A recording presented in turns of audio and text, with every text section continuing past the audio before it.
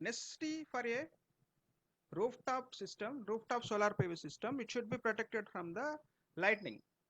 So in some countries,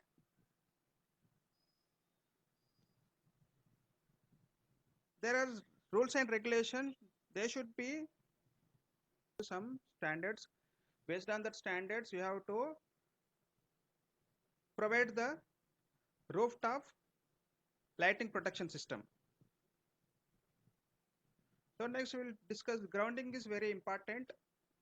In case of solar PV system, all the equipments must be grounded properly.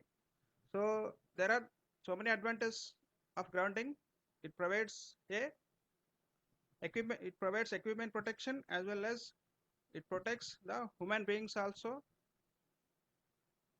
This grounding is safely operation for all the electrical equipments. Okay, so in this image you can see these are the solar modules. All the solar modules are grounded. So here, this is the solar earthing kit.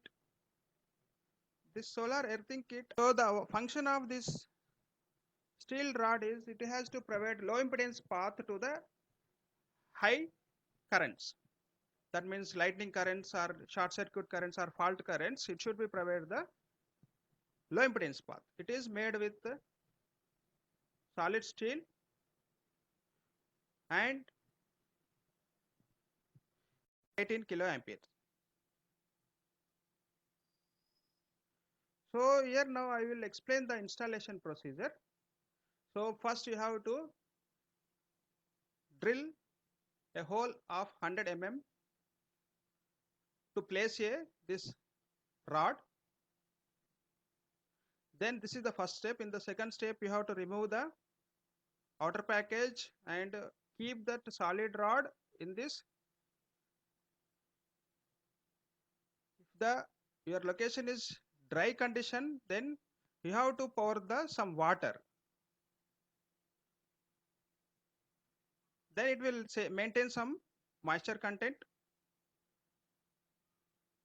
When moisture content is maintained, then resistivity will be decreases, conductivity will be increases.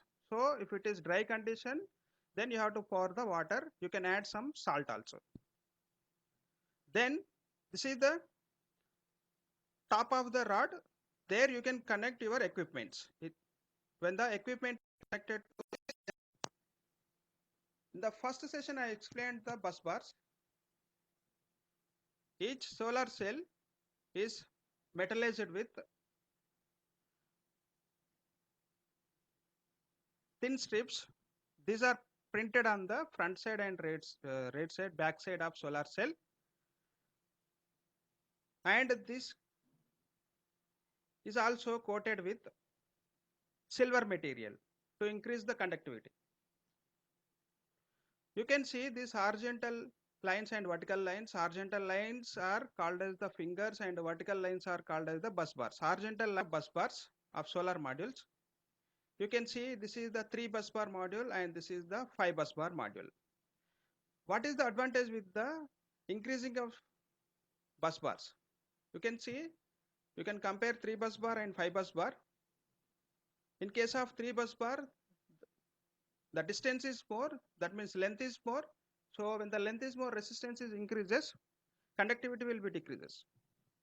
So in case of 5 bus bar system, you can see the length is decreases. So only also you have DC bus bar and AC bus bar. This is the DC bus bar. So all the DC side is connected commonly at the DC bus bar and all the AC equipments are commonly connected at the AC bus bar. So generally bus bar is defined as a conductor. This is nothing but a conductor where you can connect all the electrical equipment commonly for transferring of power from one side to another side. These are 160 mm square, 200 mm square, 300 mm square, 480 mm square and 1000 mm square. So now you can choose the DC bus bar rating and AC bus bar rating. DC bus bar rating will be equal to the fuse of the array. We have designed the array fuse rating, that the bus bar, DC bus bar rating must be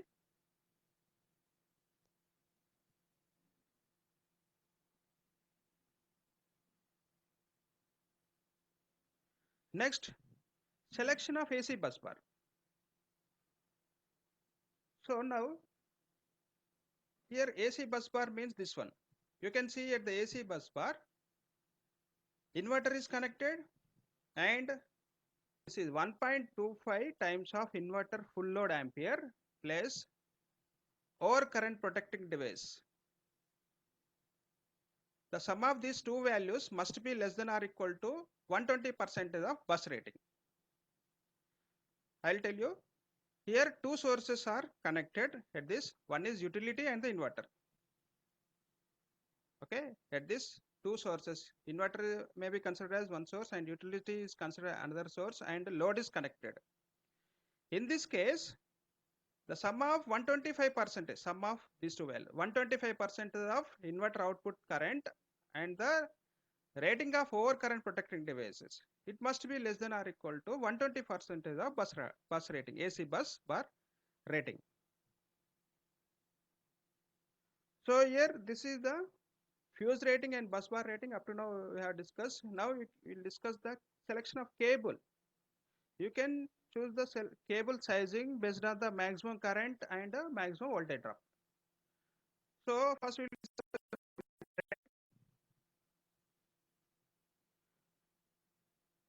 now if you have the module short circuit current like 81.8 amperes, then we already discussed that it should be 1.56 times. So 81.84 into 1.16, that will give the maximum array current, that is 127 amperes. So this is your array current. Now based on this array current, you have to choose the cable sizing. So we have some specifications like that. This is the cable size in mm square, current rating and voltage drop square cable. Now this is the selection of cable according to maximum current. Now you can choose the selection of cable according to maximum voltage drop also. For that you have to know the array open circuit voltage. If we consider array open circuit voltage is 477 volts, then we are connecting, as we know, the voltage drop should not exceed 5% from generator to the load. Here but voltage drop between generator and point of connection to the public distribution network to 1% means 0.01. So maximum voltage drop is available 4.77 volts. Now you can, based on this voltage drop, maximum voltage drop, you can choose the AC cable and DC cable size. So this is the relation you can use, where L is the length of the cable. You can consider two conductors, positive and negative. If you are conducting length 45 for each, then 90 meters is the length, and I is the nominal current. We have chosen 81.84 amperes, and this is the gamma is the conductivity of copper at ambient temperature, cell temperature of 70 degrees centigrade, it is 46.82 meters. Now the maximum voltage drop, just we calculating the 35 mm square. Now I want to explain with one example for selection of fuses and cable. So this is the single line diagram of solar power system designed in AutoCAD. Okay. So see here, this is module, solar module. Here the 5 modules are connected. All are connected in parallel. Here you can see the thick line is the positive, and this side also 5 modules are connected in parallel. So this 5 modules, this is parallel to the this one. Right. Now all these 5 modules parallel, positive is connected to junction box, and these 5 modules positive is also connected to the junction box commonly. Now, as we already discussed, when strings, 3 or more strings are there, then each string should be connected with the fuse. But here in each string we are taking only one module. If 3 or more modules are connected in series, then it's said to be string. But individually we are connecting, so it is not recommended fuse to each and every module. So we are commonly connecting fuses. But what will be the fuse rate? And open circuit voltage is 20.7 volts and short circuit current is 3.25 amperes. We already discussed that one. See here, panel short circuit current is 3.25 amperes and the fuse current should be how much? 1.56 times of this short circuit. So 5.7 amperes. So each module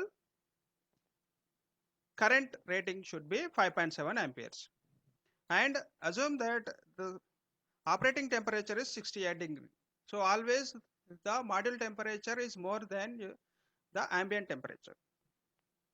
So consider that it is 68 degrees centigrade, it is operating.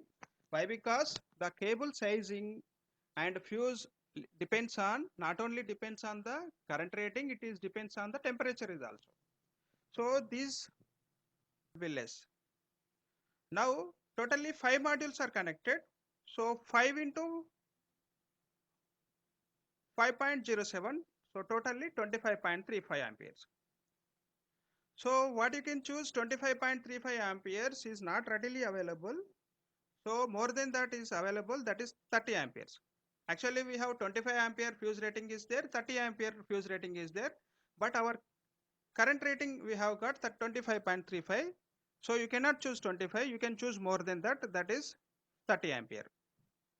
And according to this rating, you have to choose the cable size. Cable sizing can be in two ways, AWG and SWG, that is American wire gauge and standard wire gauge. We can choose standard wire gauge. So that is according to this NEC, National Electric Code, to withstand with this 30 amperes, we can choose the 12 SWG.